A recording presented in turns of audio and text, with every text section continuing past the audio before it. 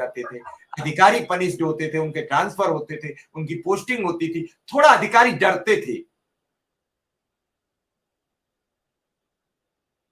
Jaikaran Singh ji sir. अब ऐसा आश्वासन दिख रहा है कि चुनाव के बाद कुछ शिक्षा मित्र का जी वक्त बदलेगा, या फिर ऐसे ही बात करते रहे कि आया राम गया राम, तू चल मैं आता हूं और चिपड़ी रोटी खाता हूं, हरी डाल पर बैठा हूं, ठंडा पानी पीता हूं। ये हम पोएम पढ़ते थे जी जब हम पढ़ते थे प्राइमरी में। क्या जी सर, यही मैंने सब भी चलता पढ़ी है रहेगा? सर। यही सब चलता रहेगा? लोगों के परिवार सर नष्ट जो होते मैं हैं, परिवार अपने बचाने का वक्त आ गया है अब। शिक्षा मित्र नहीं बचाना, शिक्षा मित्र तो जो कुछ होना था उसका स्वाहा हो गया है। अब उसका जी सर। बच्चा पढ़ रहा है, अगर उसे ग्रेजुएशन की वेल एजुकेशन नहीं मिली तो इस बदलते जी दौर में वो कहां जाएगा? इसका तो जी सर। पीढ़ी दूसरी नष्ट हो रही है, पहली तो नष्ट हो चुकी है, एक नष्ट हो गई, एक अपने जी सामने नष्ट होती देख के चली गई। आपके जी माँ बाप आपके परिवार को दुखी होते देखते या तो चल बसे या है तो वो दुख सहन नहीं कर पा रहे। जी और आने वाली पीढ़ी आप खुद देखते देखते नष्ट हो रही है। क्या किया जाए? चर्चा मुद्दों पर होनी चाहिए, बहस सार्थक होनी चाहिए, बहस का परिणाम होना चाहिए।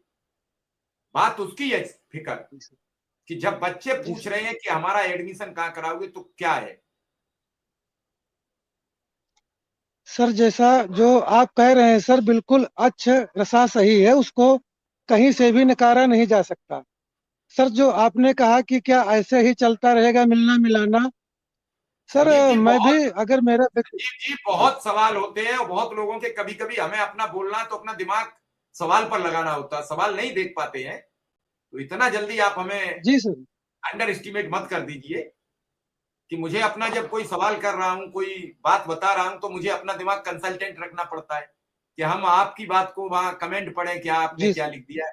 सारे हमले एक बार में ही मत बोल दिया कर, जी थोड़े सर। बहुत बचा के रखा करो। जी। जी सर। जयकरण सिंह। सर जैसा कि जी सर, जैसा सर आपने कहा कि ये आप बिल्कुल सत्य कह रहे हैं, हमारा जो होना था हो चुका। बहन जी भी बैठी हैं, ये भी जानती हैं जो मैं कह रहा हूँ कि वी आर फिनिश्ड। पर हम ये चाहते हैं कि जो हमारे बच्चे हैं, जो हमारा चूंकि देश का भी भविष्य है, हम उनके लिए क्या करें। सर मेरी भी 3 बेटियां हैं, मैं कभी कभी रात में होता हूँ तो वाइफ कहती हैं बताओ कुछ बच्चों के लिए क्या करेंगे, कैसे शादी करेंगे। तो सर दिमाग में जाता है। और सर दूसरी बात आपने कही कि क्या ऐसे ही मिलना मिलाना रहेगा। सर आज तो हालात ये हो गए हैं कि अगर मिलने जाओ तो सर मैं सोचता हूँ क्या ग्रुप पे डालूं कि मैं मिलने गया क्या गया। लेकिन सर मेरा जो अनुभव है, चूंकि 43 साल की एज मेरी भी है सर, जो मुझे लगा सर अगर हम लोग अच्छे से पैरवी कर ले गए सर, जो हमको लगता है जो हमारे लिए टाइम बचा है, अगर हम अच्छे से पैरवी कर ले गए, अपनी बात उचित मंचों पर पहुंचा ले गए, और जहां पे हमें वार करना है सर वहां पर अगर हम वार कर ले गए, तो इसमें कोई संदेह नहीं कि हमें सफलता मिलेगी। लेकिन सर अगर हम घर पर हाथ धरे बैठे रहे और हमने अपने आप को हार मान ली, ये मान लिया कि अब कुछ नहीं होगा, शिक्षा मित्रों का कुछ नहीं होगा, सरकार कुछ नहीं करेगी, तो सर कुछ नहीं होगा। अब तो सर बस हमें अपने धैर्य को बनाकर रखना है, और हमें सर कैसे भी हाल में हमें बाजीगर बनना पड़ेगा, हमें हारी बाजी को भी कैसे न कैसे भी जीतना पड़ेगा। और सर हमें पूर्ण विश्वास है, मैं ईश्वरवादी हूँ, हमें पूर्ण विश्वास है कि हम हारी हुई बाजी को जरूर जीतेंगे सर। और मैं अपना तन मन धन सर 24 घंटे लगा दूंगा सर। भगवान से प्रार्थना है प्रभु हमें बीमार मत करना।